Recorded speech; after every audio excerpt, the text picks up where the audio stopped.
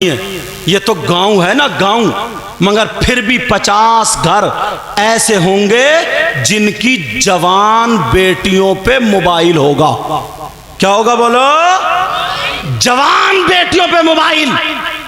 अल्लाह के बंदो, थोड़ी सी अकल तो रखो। 3 रोटी खा रहे हो, 1.5 तो कम से कम बर्बाद कर रहे हो, तो 1.5 तो फिर भी काम में लाओ। क्यों दिया बेटी को मोबाइल? किससे बात करेगी? कहां बात करेगी? कौन है रिश्तेदार अलग से? तुम तो अब्बा हो ना, तुमसे पूछ रहा हूं मैं। कौन है इसका ऐसा रिश्तेदार जो जवान कुंवारी बेटी को मोबाइल दे दिया? कौन है इसका जो बात करने को दे दिया? तुम अब्बा हो के दुश्मन। बात करेगी किससे करेगी? व्हाट्सएप चलाएगी, कहां चलाएगी? फेसबुक चलाएगी, कहां चलाएगी? यूट्यूब चलाएगी, क्या देखेगी? मुझे बताओ। जवान बेटियों को मोबाइल क्यों दिया है? अरे ये किससे बात करने दिया है? आज जब पूरी बिगड़ जाती है, जब बातें होने लगती हैं, रात के 12-12 बजे तक मोबाइल पे चैटिंग कर रही है, लफंगे लड़के लगे पड़े मोबाइल पे। मैं तुमसे पूछना चाहता हूं, ये माँ को पता है मेरी बेटी किससे बात कर रही है? और जब माँ को पता नहीं है तो बता, तू माँ बनी क्यों? 24 घंटे साथ रह रही है, पता नहीं चला तेरी बेटी किससे बात कर रही है? बाप को तो पता नहीं है, ये बेचारा काम पे चला गया, मगर ये माँ के करतूत है। सब बिगाड़ने का काम माँ का है, माँ का। माँ को पता है मेरी बेटी जीने पे खड़ी हुई बात कर रही है, नल पे खड़ी हुई बात कर रही है, लिहाफ में कमरे में अंदर बात कर रही है, छत पे आधे घंटे से किससे बात कर रही है? माँ ने क्यों नहीं पूछा? मोबाइल दिया क्यों है? और जब बिल्कुल बिल्कुल बेइज्जती होने के सर पे आ जाती है तो ये माँ अब मगरमच्छ के आंसू निकाल रही है और रोते हुए आती है अब्बा के पास, यानी अपने शौहर के पास। कह रही है पता नहीं मेरी बेटी को क्या हो गया, मेरी बेटी तो बड़ी शरीफ थी, मेरी बेटी तो बड़ी अच्छी थी, लगता किसी ने दिमाग फिरवा दिया, लगता है इस पे जादू हो गया, लगता है इस पे जिन हो गया, लगता है इस पे भूत। कुछ नहीं आया। इस माँ की कमर पे 3 लठ मारो और गिरा दो। बता तेरे कारनामे क्या हुए? इस माँ की कमर पे लठ मारो। तेरी जवान बेटी थी, तूने इसको दुपट्टा क्यों नहीं उड़ाया? तू शादियों में इसको जो डेकोरेशन बना के लेके जा रही है, तुम्हारे यहाँ शादी होगी, ढकिया वालों सुन लो, थोड़ी बातें कर रही है, मुझे बताओ तुम्हारे यहाँ शादी होती होगी, एक लड़की के सर पे अगर दुपट्टा हो तो बता दियो, किसी का दुपट्टा इधर होगा, किसी का जूड़ा इधर होगा, किसी का गला खुला होगा, किसी की आस्तीन फटी होगी, किसी के कपड़े बारीक होंगे, किसी के वो बड़े बड़े शरारे, बड़े बड़े पलाजो, बड़े बड़े दोबरे लपेटे फिर रही हैं। और अम्मा, ये माँ बेटी से ज्यादा जैसे नाचने वाली औरतें मुंह पे लपेटे फिर रही है, नीली पीली लाली लगाए फिर रही है। इस अम्मा से पूछ, अरे तू 40 साल की हो गई, अरे बूढ़ी हो गई बूढ़ी, तेरी बेटी जवान है मगर चोंच तेरी अब भी लाल है, तेरे बालों में अब भी गुम्फे हैं, तेरा जूड़ा अब भी खड़ा है, तेरा मुंह अब भी पुता हुआ है, अब भी पुता हुआ है। अरे बूढ़ी घोड़ी नहीं लगाम। इस माँ से पूछो, ओ माँ बोल तेरी जिम्मेदारी कहां है? जरा कान खोल के सुन लो। अल्लाह फरमाता है, या अय्युहल्लज़ीना आमनू कू अनफुसकुम व अहलीकुम नारा, ए ईमान वालों अपने आप को और अपने घर वालों को जहन्नम की आग से बचाओ। बेशक सुभान अल्लाह सुभान अल्लाह। कह देना बहुत आसान है, अमल करना बड़ा मुश्किल है। चौराहे पे खड़े होके कहते हैं जमाना खराब हो गया यार, माहौल बिगड़ गया यार, बड़ा बुरा माहौल हो गया। क्या बिगड़ा माहौल?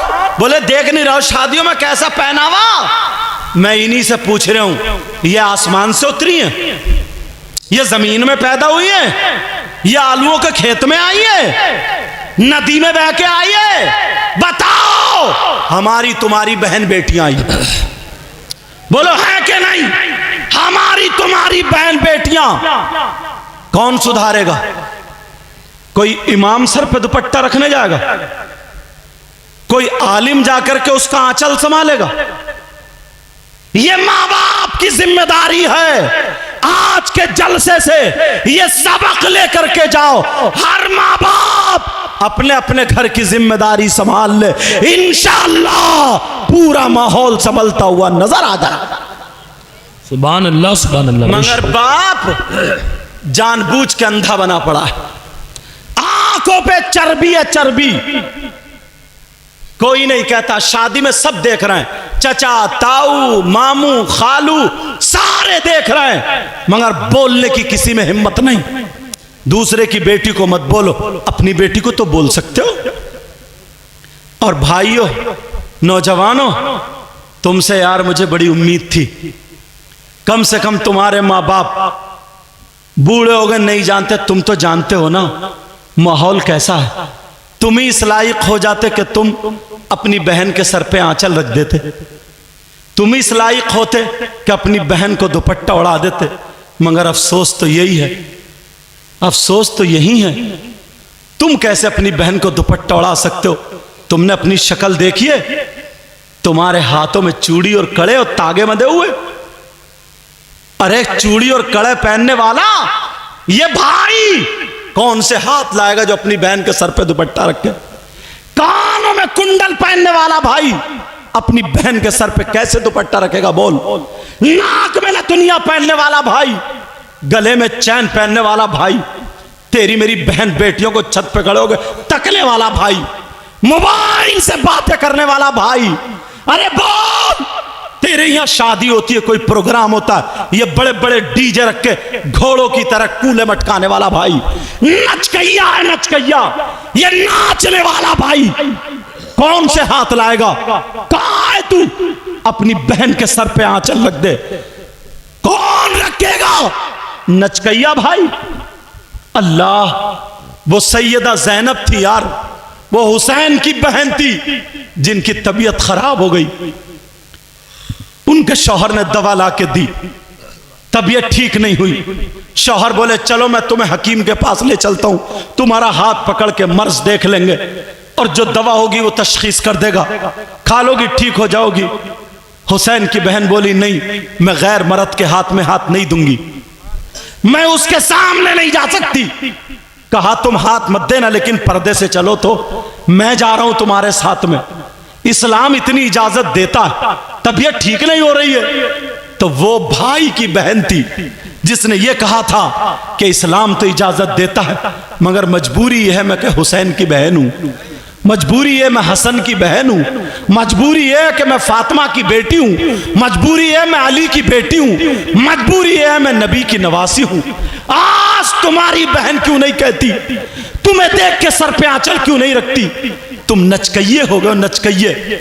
अरे यहूद और नसारा ने तुम्हें छक्का बना दिया, छक्का। तुम नहीं जानते हो, शक्ल देखिए तुमने, अपनी सूरत देखिए, कंगे लगा रहे आप बालों में, कंगे बाल में कंगे लगा रहा है, बाल में जेल लगा के खड़े कर रहा सेई के कांटों की तरह, बाल लड़कियों जैसे, कानों में कुंडल, नाक में नथुनिया, गले में चैन, हाथ में तागे और वही चढ़े, पूरा जनखा बना पड़ा, पूरा छक्का। अब तू लड़की तो बन नहीं सकता, मर्द है, और मर्द रहा नहीं क्योंकि जेबर पहन लिए, बीच का हो गया, बीच का। बीच का कौन होता बोलो, कभी ताली बजाते हुआ नहीं मिला तुम्हें? देख लियो मोहल्ले में कितने घोड़े नाच रहे हैं। अगर शादी हो, बियाह हो, तो डीजे रखे और नाच, किसे दिखा रहा कूले, ये गानों पे जो कूले मटकाए जा रहा है किसे दिखा रहा। छत पे तेरी मां खड़ी है, मां को दिखा रहा, दरवाजे पे तेरी बहन खड़ी है, बहन को दिखा रहा, दीवार पे तेरी भांजी खड़ी है, दूसरी दीवार पे तेरी भतीजी खड़ी है।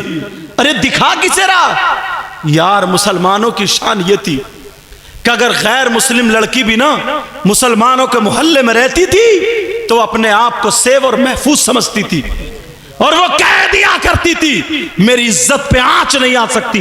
कहा इतने दावे से क्यों कह रही हो? कहा कि मैं उस नबी के गुलामों के मोहल्ले में रहती हूं जिस नबी ने ये बताया नजरें नीची करके चला करो। वाह वाह, सुभान अल्लाह, सुभान। और आज तुम उसी नबी के जुलूस में तुम्हारी रगों में शैतान दौड़ने लगता है। कितने लड़के हैं और जुलूस निकालो, ये भी बता रहा हूं। कुछ नाते ऐसे हैं जिनमें म्यूजिक बजता है,